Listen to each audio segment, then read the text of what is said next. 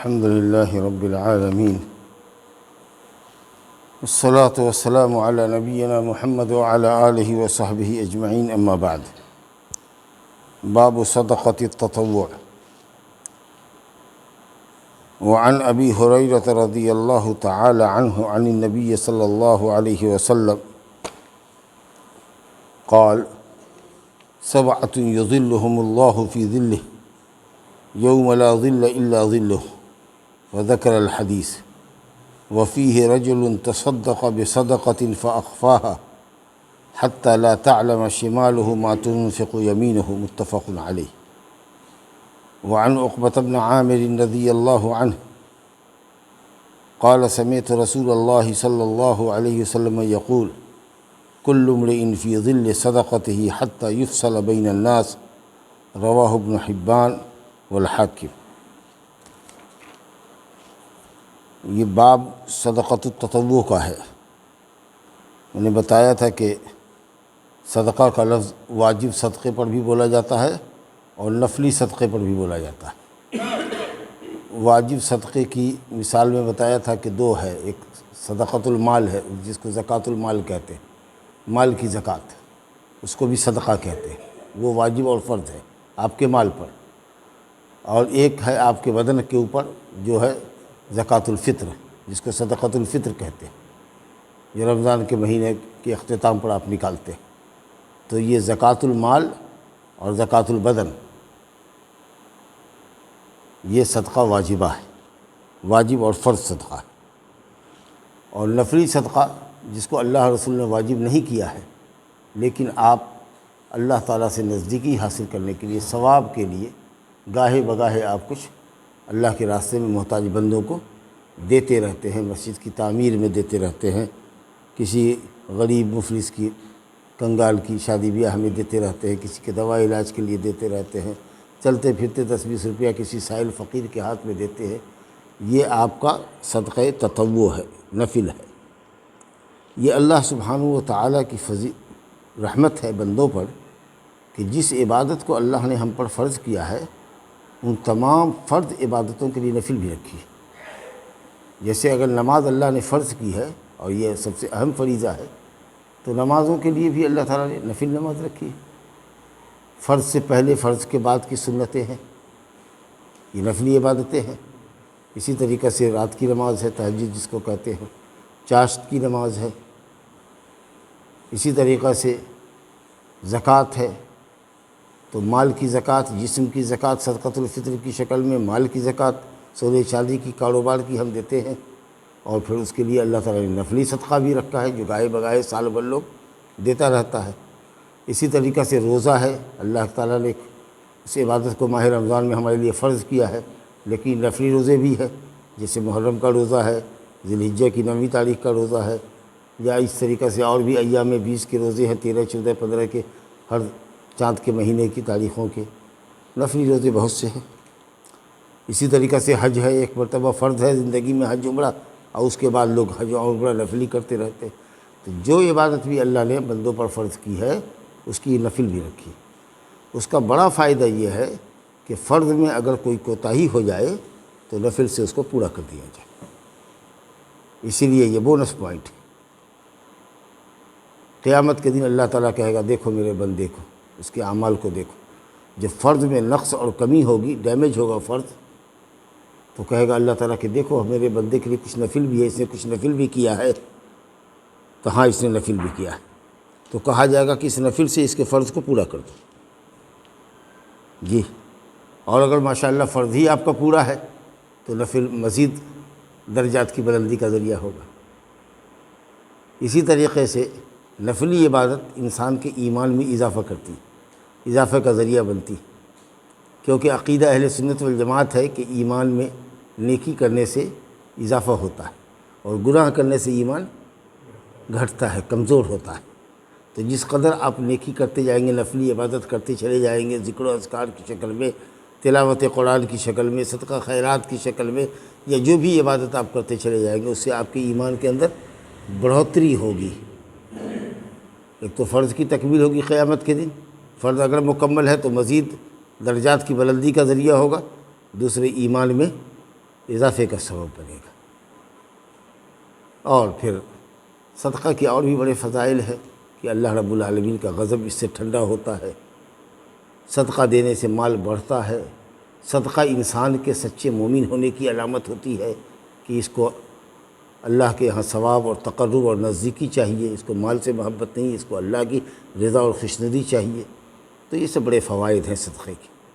تو جب مؤلف رحمۃ اللہ علیہ نے زکوٰۃ المال کا اور صدقۃ الفطر کا ذکر کر دیا تو اب یہ باب لائے ہیں صدقۃ التطوع کا، نفلی صدقے کا، اور اس کے بعد مزید کچھ مسائل زکوٰۃ وغیرہ کے بھی بیان کریں گے۔ چلیے، یہ ابتدائی تمہیدی گفتگو کے بعد جو حدیث میں نے پڑھی ہے، حدیث نمبر 616، اس کا مطلب یہ کہ اب تک ہم 615 حدیثیں اس کتاب کی پڑھ چکے ہیں۔ یہ 616 نمبر کی حدیث ہے، بخاری مسلم کی روایت ہے اور بہت مشہور حدیث بھی ہے، سنا ہوگا۔ ابو ہریرہ رضی اللہ عنہ سے روایت ہے، کہتے ہیں نبی صلی اللہ علیہ وسلم سے روایت کرتے ہوئے ابو ہریرہ فرماتے ہیں کہ نبی صلی اللہ علیہ وسلم نے فرمایا، سبعۃ یظلھم اللہ فی ظلہ، 7 طرح کے لوگ ہیں جن کو اللہ تعالیٰ اپنے سائے میں جگہ دے گا، یوم، اس دن جس دن اللہ کے سائے کے سوا کوئی سایہ نہ ہوگا۔ 7 سے مراد 7 پرٹیکولر 7 آدمی یا 7 صفت والے؟ 7 صفت والے، نہ کہ 1 2 3 4 5 6 7، نہ، ایک صفت ہزاروں کی ہو سکتی ہے، ایک صفت میں لاکھوں آدمی شریک ہو سکتے ہیں۔ اچھا، یہ جو اوصاف بیان کیے گئے ہیں، اہل علم نے کہا کہ یہ 7 اوصاف ہی نہیں ہیں، بلکہ اور بھی حدیثوں کے اندر کچھ مزید اوصاف بھی آئے ہیں، تو ان کے علاوہ بھی لوگ ہوں گے جن کو اللہ تعالیٰ اپنے سائے کے نیچے جگہ دے گا، کیونکہ آپ کو معلوم ہے کہ جب قیامت کا دن قائم ہوگا تو زمین و آسمان تہوبالا ہو جائے گی، پہاڑ ریزے ریزے ہو جائے گی، ساری زمین چٹیل میدان ہوگی، سمجھا کہ نہیں؟ قاعا صفصفا، ایک دم چٹیل میدان، نہ کہیں اونچائی ہوگی، نہ کہیں ڈھلان ہوگا، نہ کہیں کوئی ٹیلا ہوگا، نہ کوئی گڑھا ہوگا، ایک پوری زمین روٹی کے مانند ایک دم گول صاف ستھری ہو جائے گی۔ آخری کنارے کا آدمی دوسرے آخری کنارے کے آدمی کو دیکھ رہا ہوگا۔ لا تری فیہا عوجا ولا امتا، کوئی پہاڑ نہیں ہوگا، کوئی پیڑ نہیں ہوگا، سایہ کا سوال کیا ہے؟ اور سورج 1 میل پر آ جائے گا۔ اب سوچیے تو اس وقت کروڑوں میل ہے تو گرمی کا کیا عالم ہے؟ جس دن گرمی تیز ہوتی ہے، تیز دھوپ ہوتی ہے، گرمی ہوتی ہے، کروڑوں میل پر ہے، لاکھوں نہیں، کروڑوں میل پر ہے، تو اس کی تابانی اور چمک اور تیزی کیسی ہے؟ گرمی سے کتنے نڈھال ہوتے ہیں آپ۔ جب وہ 1 میل پر آ جائے گا تو اس کی گرمی کا کیا عالم ہوگا؟ آدمی اپنے اپنے اعمال کے اعتبار سے پسینے میں شرابور ہوگا، سمجھا؟ ٹخنے سے لے کر کے ناک تک لوگ پسینے میں شرابور ہوں گے، ابکی ڈبکی لگا رہے ہوں گے، کہیں کوئی سایہ نہیں ہوگا اس سے، اور دن بھی کوئی 1 2 دن کا ہوگا، 50,000 سال کا ایک دن ہوگا، 50,000 سال کا ایک دن ہوگا۔ اس میں اللہ رب العالمین کے عرش کے سائے کے علاوہ کوئی سایہ نہیں ہوگا۔ سایہ سے مراد یوم لا ظل الا ظلہ، جس دن سایہ نہیں ہوگا مگر اس کا سایہ، سایہ سے مراد اللہ کا سایہ نہیں بلکہ عرش کا سایہ۔ بعض روایت میں ہے ظل عرشی، عرش کا سایہ، عرش مخلوق ہے تو مخلوق کا سایہ، وہ سایہ بھی مخلوق ہوگا۔ اہل علم نے کہا کہ اللہ کا کوئی سایہ نہیں ہوتا، اور بعض اہل علم نے کہا کہ سایہ ہو سکتا ہے لیکن وہ کسی اور سایہ سے مشابہ نہیں ہے، لیکن بہتر ہے کہ جب بعض حدیث کے اندر ظل عرش ہی آ گیا ہے کہ اس کے عرش کے سائے کے سوا کوئی سایہ نہ ہوگا، تو یہ بات زیادہ صحیح ہے کہ سایہ سے مراد یہاں پر عرش کا سایہ ہے۔ عرش کے سائے کے سوا کہیں کوئی سایہ نہیں ہوگا، یوم لا ظل الا ظلہ۔ اب وہ جو 7 آدمی ہیں ان کا ذکر مؤلف نے یہاں نہیں کیا ہے، اپنے باب سے مطابقت کرتے ہوئے صرف ایک جملہ لے کر آئے ہیں جو نفلی صدقے سے متعلق ہے، صرف ایک جملہ لے کر آئے، 7 میں سے صرف ایک صفت کے حامل آدمی کو ذکر کیا ہے، لیکن کوئی حرج نہیں ہے، من باب الفائدہ، فائدے کے پہلو سے ہم 7 کا ذکر سرسری طور پر کر دیتے ہیں۔ تو پہلا شخص جس کو اللہ تعالیٰ قیامت کے دن عرش کے سائے کے نیچے دے گا وہ ہے امام العادل، عادل بادشاہ، مسلمان ہو اور عادل ہو، انصاف پرور ہو، گویا کہ انصاف اس کی فطرت ہو، اس کی صفت ہو۔ یہ نہیں ہے کہ اس نے انصاف حاصل کیا ہے، بادشاہ ہے، اس پر کس کا جور و ظلم چلتا ہے؟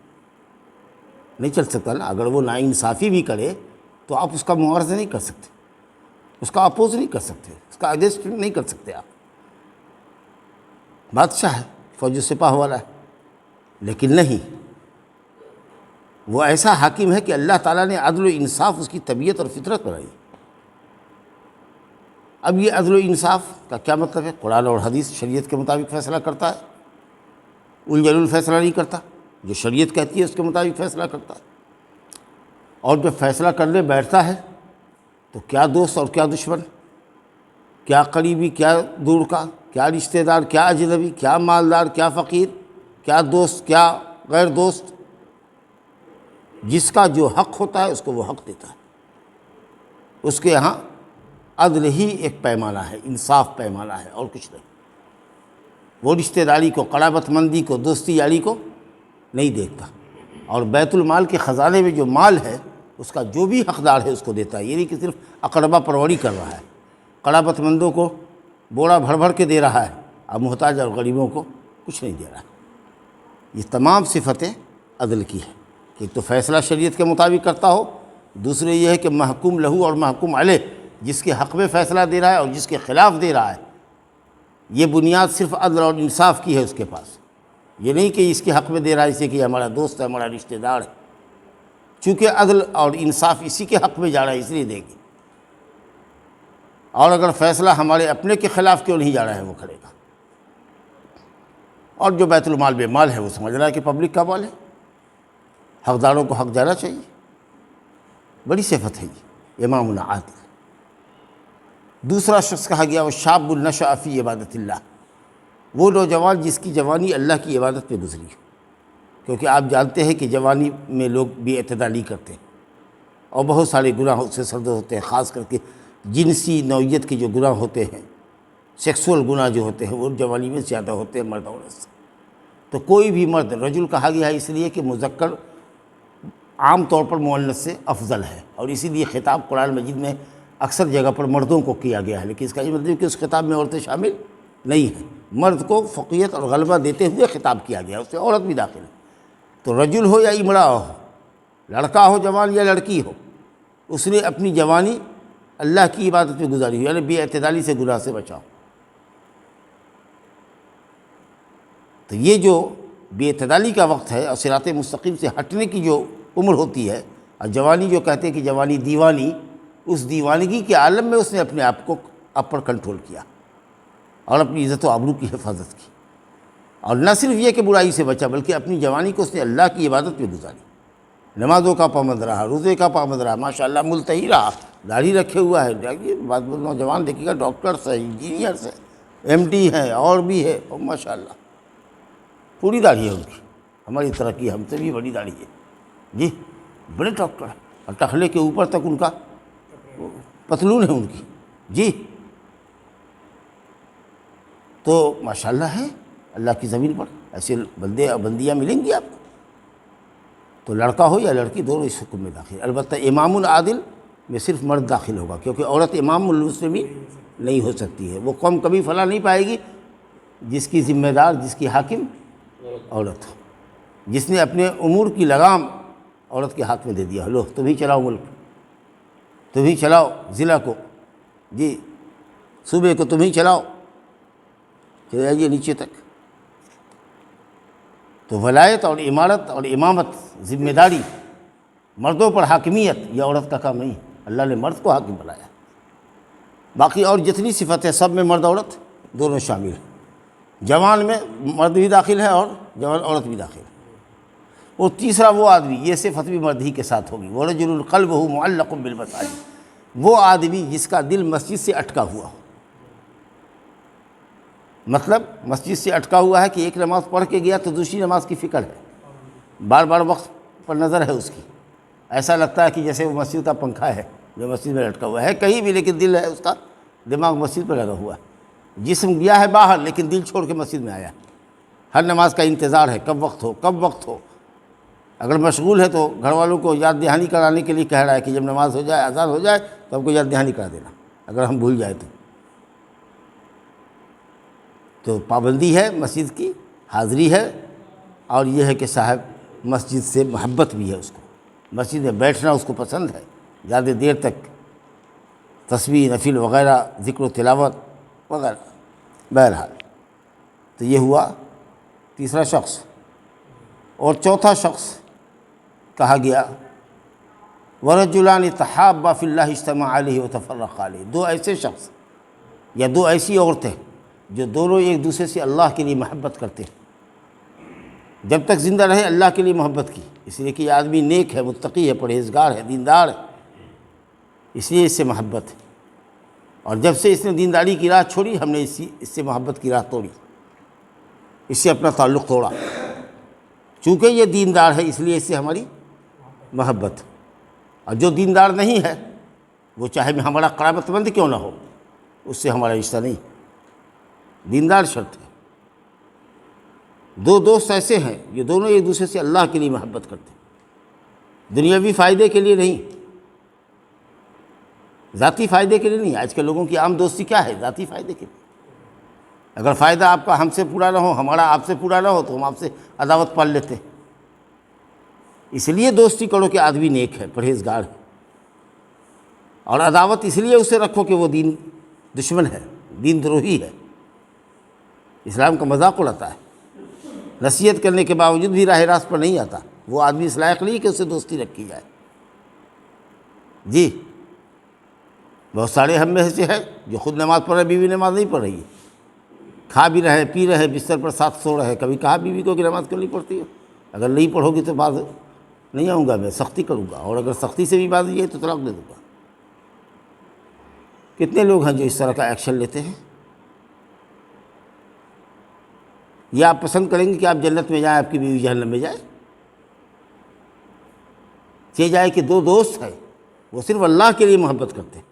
ایک تو دوست ہمارا مر گیا پہلے، تو اس کے مرنے کے بعد بھی ہم دعا کر رہے ہیں، کیونکہ یہ دوستی ہماری اللہ کے لیے ہے. ہم مر گئے، وہ دعا کر رہا ہے. جب تک زندہ رہے دونوں ایک دوسرے کے بہی خواہ رہے، ہمدرد رہے، نیکی کے کام پر تعاون کرتے رہے. غلط کام کرتا رہا تو روکتے رہے، ٹوکتے رہے، منع کرتے رہے. مر گیا اس کے بعد بھی اس کے لیے دعا کر رہے ہیں. حضرات صحابہ کرام کا انتقال ہو گیا، علماء دین کا انتقال ہو گیا، لیکن دیکھیے ہم لوگ کیسے محبت کر رہے ہیں. ان کا جب نام لے رہے ہیں تو محبت سے لے رہے ہیں. تو ویسے دو دوست قیامت کے دن سب لوگوں کی دوستی دھڑی کی دھڑی رہ جائے گی. الاخلاء یومئذ بعضهم لبعض عدو الا المتقین. تمام دوست ایک دوسرے کے دشمن ہو جائیں گے قیامت کے دن. یہی ہوتے ہیں، آج دوست تھے کل دشمن ہو گئے. اب پھر دیکھیے گا کہ 6 مہینہ کے بعد پھر کیا ہوا، پھر مل گیا، دونوں سٹ گیا. ہاں لیکن قیامت کے دن یہ سٹنا ہٹنا صرف ایمان والوں کے لیے ہوگا. جو مومن ہوں گے وہ سٹیں گے، جو غیر مومن ہوں گے جن کی دوستی اللہ کے لیے ہوگی، جو متقی پرہیزگار ہوں گے ان کی دوستی وہاں رہے گی. باقی سب کی دوستی ایک دوسرے سے دشمنی میں تبدیل ہو جائے گی. تو دو دوست ایسی ہونی چاہیے، دو عورتیں ایسی ہونی چاہیے جو دونوں نیکی پر ایک دوسرے سے محبت کرنے والی، اسی پر اکٹھا ہوں اور اسی پر جدا ہوں. اور ایک شخص وہ ہے وَرَجُلٌ دَعَتْهُ امْرَأَةٌ ذَاتُ مَنْصَبٍ وَجَمَالٍ فَقَالَ إِنِّي أَخَافُ اللَّهَ. ایک وہ شخص ہے جس کو بڑے خاندان کی خوبصورت عزت و شرف والی عورت اپنی طرف بلائے کہ آؤ ہمارے ساتھ برائی کرو. گری پڑی بھی نہیں ہے، خوبصورت عورت ہے، جمیلہ ہے، خوبصورت ہے، اچھے خاندان کی ہے. سمجھا کہ نہیں؟ گری پڑی نہیں ہے جو گندی سندی رہتی ہو، اچھے گھر کی عورت ہے اور وہ اس کو بلاتی ہے اور کوئی رکاوٹ نہیں ہے. لیکن وہ مرد کہتا ہے انی اخاف اللہ، میں اللہ سے ڈرتا ہوں. اسے نہیں کہ میرے پاس طاقت نہیں ہے، اسے نہیں کہ لوگ دیکھ لیں گے، اسے نہیں کہ میں پکڑا جاؤں گا. وہ یہ کہہ رہا ہے کہ میں اللہ سے ڈرتا ہوں. اور یہی صفت عورت کے اندر بھی، کہ اگر مان لیجیے کہ کوئی شہزادہ وقت ہے، کوئی بہت پیسے والا ہے، اس کو رجھا رہا ہے اپنے حسن و جوانی میں، روپے کی گڈی دکھا رہا ہے، بہت بڑی لالچ دے رہا ہے، لیکن وہ کہے نہیں میں اللہ سے ڈرتی ہوں. یہ دونوں طرف سے یہ صفت ہو سکتی ہے.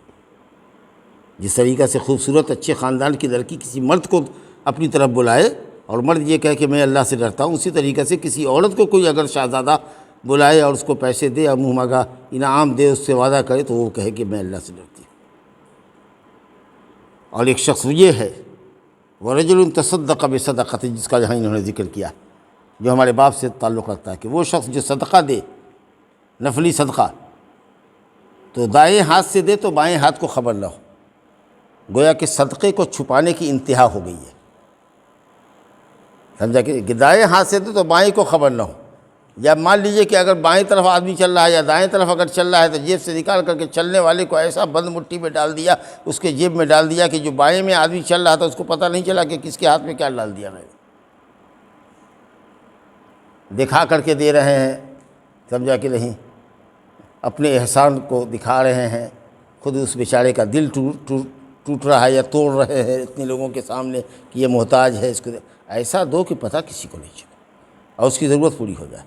ہاں کبھی کبھی ضرورت ہوتی ہے، مثال کے طور پر کہ صاحب لوگوں کو ترغیب دینا ہے، باہر سے آدمی آیا ہے، مسجد کے چندے کے لیے آیا ہے، اب ظاہر ہے کہ صاحب اور لوگ ترغیب دیں، تو چلیے آپ اللہ سے کی رضا اور خوشنودی کے لیے دے رہے ہیں، لکھیے ہماری طرف سے لیجیے 5000 روپے لکھیے، تاکہ اگر ہم یہ دیکھا کہ 5000 دیا تو دوسرے لوگ نے بڑھ کے کہا 10,000 ہمارے لکھیے، تیسرے نے کہا نہیں 20,000 ہمارے لکھیے، لیکن سب کی نیت ہو اللہ کو راضی کرنے کی، لیکن ایک آدمی نے پیش قدمی اس لیے کی تاکہ دوسروں کو ترغیب ملے۔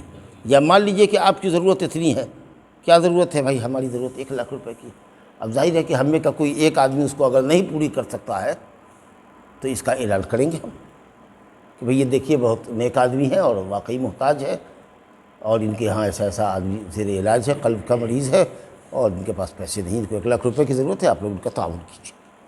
اگر ایسی بات نہیں ہے، انفرادی آپ کو کسی کا تعاون کرنا ہے، چپکے سے جائیے، اس کی مٹھی بند کر کے اس کو دے دیجیے، داہنے ہاتھ سے دیجیے تو بائیں ہاتھ کو خبر نہ ہو۔ اسی کو انہوں نے ذکر کیا، وَرَجُلٌ تَصَدَّقَ بِصَدَقَةٍ، ایک آدمی نے صدقہ دیا، اس کی اتنا چھپایا حَتَّى لَا تَعْلَمَ شِمَالُهُ مَا تُنْفِقُ، اس کا بائیں ہاتھ نہیں جانتا کہ داہنے نے کیا خرچ کیا۔ اور 7واں آدمی ہے وَرَجُلٌ ذَكَرَ اللَّهَ خَالِيًا فَفَاضَتْ عَيْنَاهُ، ایک آدمی نے تنہائی میں اللہ کو یاد کیا، لوگوں کے سامنے آنسو بہانا تو بہت آسان ہوتا ہے، مگرمچھ کے آنسو، لیکن تنہائی میں اللہ کی عظمت کو یاد کر کے، اس کے عذاب کو یاد کر کے، بند کمرے کے اندر آدمی اپنی زندگی کو، اپنے گناہوں کو، اپنی موت کو، قبر کے گڑھے کو، حشر کے میدان کو یاد کرے اور روئے گر گڑائے اللہ تعالیٰ کے سامنے، ایسا لگے جیسے کہ آنسو کی جھڑی لگ گئی۔ تو رجل ذکر اللہ خالیہ، تنہائی میں، خلوت میں، جب وہ اکیلا ہو تو اللہ کو یاد کر کے روئے کہ اس کی آنکھیں بہہ پڑے، یعنی آنسوؤں کا سیلاب ایک طرف سے آ جائے۔ ہو سکتا ہے کہ یہ 7 صفت کسی بندے میں ہو، یہ کسی میں 1 صفت ہو، کسی میں 2 صفت ہو۔ ہم اپنے کو ٹٹولتے ہیں تو ہمارے اندر تو کوئی صفت نہیں ہے، بس اللہ تعالیٰ کے کرم کا سہارا ہے۔ اللہ تعالیٰ قیامت کے دن اپنے عرش کے سائے میں یا کسی بھی سائے میں جگہ دے دے اور رحم فرمائے، اللہ تعالیٰ اس کا انعام اور احسان ہوگا۔ متفق علیہ، یہ حدیث متفق علیہ، بخاری مسلم کی حدیث ہے۔ دوسری جو ایک حدیث میں نے پڑھی ہے جس پر انشاءاللہ تعالیٰ درس کا خاتمہ کریں گے، وہ یہ ہے، عقبہ بن عامر رضی اللہ عنہ کہتے ہیں کہ سمعت رسول اللہ صلی اللہ علیہ وسلم یقول، میں نے رسول اللہ صلی اللہ علیہ وسلم سے فرماتے ہوئے سنا، کل امرئ فی ظل صدقتہ حتی یفصل بین الناس، ہر شخص قیامت کے دن اپنے صدقے کے سائے میں ہوگا۔ صدقے کے سائے میں ہونے کا مطلب ہے کہ صدقہ اس کی حفاظت کرے گا، جہنم سے بچائے گا، حمایت کرے گا، اس کی حمایت والے بچانا، عربی میں حمایت کرتے ہیں بچانے کو، صدقہ اس سے جہنم سے بچائے گا۔ حتیٰ یفصل بین الناس، یہاں تک کہ بندوں کے درمیان فیصلہ کر دیا جائے، جنتی جنت میں جائے، جہنمی جہنم میں جائے، یہ ہوگا ایک فیصلہ۔ دوسرا فیصلہ یہ ہوگا کہ یہ ظالم مظلوم کا فیصلہ ہوگا، کس نے کس کو مارا، کس نے کس کو بے قصور گالی دی، کس نے کس کو بے قصور جان لے لی، گالی گلوچ دی، سمجھا کہ نہیں۔ بندوں کے معاملے میں سب سے پہلے خون ناحق کا مقدمہ ہوگا، اور اللہ تعالیٰ کے حقوق کے معاملے میں سب سے پہلے پوچھ نماز کی ہوگی کہ نماز ہے کہ نہیں۔ اگر نماز ہے صحیح تب اللہ دوسرے عمل کو دیکھے گا، نہیں تو کسی عمل کو نہیں دیکھے گا۔ روزہ حج زکوٰۃ کو دیکھنے کی ضرورت دیکھا نہیں، چونکہ بے نمازی تھا اسے اس کا کوئی عمل دیکھنا ہی نہیں، چلو اٹھا کے پھینکو اس کو۔ جی، تو بندوں کے معاملے میں سب سے پہلے ناحق خون، جو کوئی کسی کو ظلماً قتل کر دیتا ہے، اور اللہ کے حق کے سلسلے میں سب سے پہلے نماز، یاد رکھیے، اس لیے نمازوں کا اہتمام کیجیے۔ تو کہا کہ ہر آدمی اپنے صدقے کے سائے میں ہوگا یہاں تک کہ بندوں کے درمیان فیصلہ کر دیا جائے۔ تو ایک صدقے کا سایہ ہونے کا مطلب یہ ہوا کہ صدقہ اس کے لیے جہنم سے آڑ بنے گا، حفاظت کا ذریعہ بنے گا۔ دوسرا یہ بھی ہے کہ اللہ رب العالمین ہر چیز پر قادر مطلق ہے۔ صدقہ جو آپ نے 10 20 100 50 200 400 دیا مختلف موقعوں پر، اللہ تعالیٰ اس کو سائبان بنا دے، آپ کے اوپر چھتری بنا دے، اور قیامت کے دن وہ آپ کے لیے سایہ بنے۔ اللہ اکبر۔ اس میں بھی کوئی تعجب ہے کہ اللہ آپ کے صدقے کو آپ کے اوپر سایہ بنا دے. کتنی بڑی فضیلت ہے. بعض اہل علم نے ذکر کیا ہے کہ ایک شخص تھا، عبرت کے لیے کہتے ہیں کہ ایک شخص تھا جو بہت ہی بخیل تھا، سخت بخیل تھا. بیوی کو سختی سے منع کرتا تھا کہ کوئی فقیر گھر پر دروازے پر آگے کچھ نہیں دے گی. سختی سے منع کیا ہوا تھا، واپس کر دو، مت دو. ایک مرتبہ اس نے اپنے آپ کو خواب میں دیکھا کہ جہنم یہ قیامت قائم ہو گئی. دیکھیے اللہ تعالیٰ کیسے انسان کی اصلاح کرتا ہے. دیکھا کہ قیامت قائم ہو گئی اور سورج بالکل قریب ہے اور لوگ ایک دم پریشان حال ہیں، گرمی سے نڈھال ہے، سمجھا کہ بے چینی کا عالم ہے. یہ شخص بھی بہت بے چین ہے، بلبلا رہا ہے. اتنے میں دیکھا کہ ایک کوئی چیز ہے، کمبل نما کوئی چیز ہے جو اس کے سر کے اوپر آ کر کے سایہ فگن ہو گئی اور اس کو سایہ مل گیا. لیکن اس کمبل کے اندر 3 سوراخ ہے جس سے سورج کی روشنی آ رہی ہے اور جس حصے پر پڑ رہی ہے وہ حصہ اس کا داغ رہی ہے، جل رہا ہے وہ حصہ جہاں جہاں جسم کے اوپر پڑ رہا ہے. پھر بھی وہ بے چین ہے. اسی درمیان میں دیکھتا یہ ہے کہ 3 کچھ ایسی چیزیں آئی ہیں کھجور نما جس نے اس سوراخ کا منہ بند کر دیا ہے اور اب کوئی دھوپ نہیں آ رہی ہے اور اس کو راحت مل گئی. اس کے بعد وہ گھبرا کے اٹھا. اب یہ خواب چونکہ ایسا تھا، اس نے بیوی کو بلایا. راز و نیاز کی ساتھی ہوتی ہے آپ کی بیوی. کہا دیکھو میں نے ایسا ایسا خواب دیکھا ہے. کہا بالکل صحیح خواب دیکھا آپ نے. کہا کیا ہوا؟ کہا ارے بھائی آج ایک فقیر آدمی آیا ہوا تھا، بڑا محتاج تھا، بڑا پھٹے لباس میں تھا. اس نے بہت گہار لگائی، بڑا عرض و منت کیا اس نے کہ کوئی کپڑا ہے تو دے دو. میں نے آج گھر کا ایک کپڑا اس کو آپ کے پوچھے بغیر دے دیا. وہ کپڑا وہی کمبل تھا. دوسرا فقیر اس کے بعد آیا، بھوک بڑی کی شکایت کر رہا تھا، تو ہم نے اس کو 3 کھجوریں دے دی گھر سے. وہ جو آپ نے دیکھا کہ اس کمبل میں جو سوراخ ہے جس کو کھجوروں نے بند کر دیا ہے، وہ وہی 3 کھجور تھی جو میں نے کسی فقیر مسکین کو دیا. کہا اللہ اکبر، آج کے بعد میں تم کو کھلی اجازت دیتا ہوں کہ جو کچھ بھی تم دے سکتی ہو مسکینوں کو، فقیروں کو، محتاجوں کو، میری طرف سے اجازت ہے کہ خرچ کرنا. تو وہ عورت جو گھر کے مال سے خرچ کرے شوہر کی اجازت سے، لیکن پھوہر نہ ہو کہ سارا کھانا بنا ہوا دے دے، شوہر آیا تو کھانا نہیں ہے، بیٹا پڑھ کے آیا تو کھانا نہیں ہے. گھر کا نظام بھی نہ بگڑے اور اس میں سے کچھ سائل کو بھی 2-1 روٹی دیتی جائے، کچھ 2-4 مٹھی دیتی جائے. 5-10 روپیہ، 100-50 روپے کی آپ اجازت دے دو کہ اگر کوئی محتاج آوے تو اس کو دے دو. انشاءاللہ یہ صدقہ آپ کے لیے آپ کے فائدے کا تو ہوگا ہی، کیونکہ مال آپ کا ہے. وہ دینے والی بھی ایک صدقہ کرنے والی ہوگی. تو اس لیے صدقے کی یہ فضیلت ہے. اور ہم سمجھتے ہیں کہ یہ واقعہ جو اہل علم نے بیان کیا ہے الحمدللہ اس حدیث کی بالکل تائید میں ہے کہ دیکھیے کس طریقے سے اس کا وہ صدقہ، اس کی بیوی کا کیا ہوا صدقہ اس کے شوہر کے لیے کمبل اور سائبان بن گیا. ھذا وباللہ التوفیق وصلی اللہ علی نبینا محمد وآلہ وصحبہ.